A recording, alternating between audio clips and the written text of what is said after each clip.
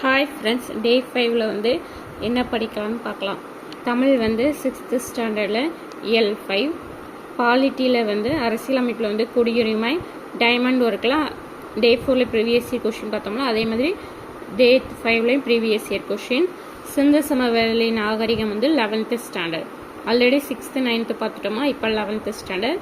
பிரித்தெழுதுகையில் 11th lesson 7ல் ஆக்கப்பெயர்கள் டே 5ல் இந்த இதெல்லாம் படிக்கணும்.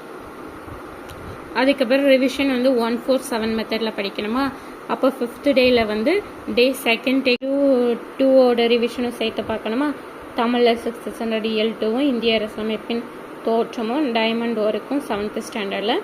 பண்டைய கால தமிழகத்தில் சமூகம் பண்பாடு சங்க கால வந்து 6th ஹிஸ்ட்ரியில் இந்த ஒரு லெசன் யூனிட் 6ல். பிரித்தெழுகளை 8th ஸ்டாண்டர்டில் லெசன் 6 புணர்ச்சி. இதுவும் ரிவிஷன் பண்ணிக்கோங்க. டே 5க்குள்ளதும் சேர்த்து பார்த்துக்கோங்க. அந்த மாதிரி பார்த்தா தான் மறக்காமல் இருக்கும். நல்ல ரிவிஷன் மெத்தடாக இருக்கும், யூஸ்ஃபுல்லாக இருக்கும்.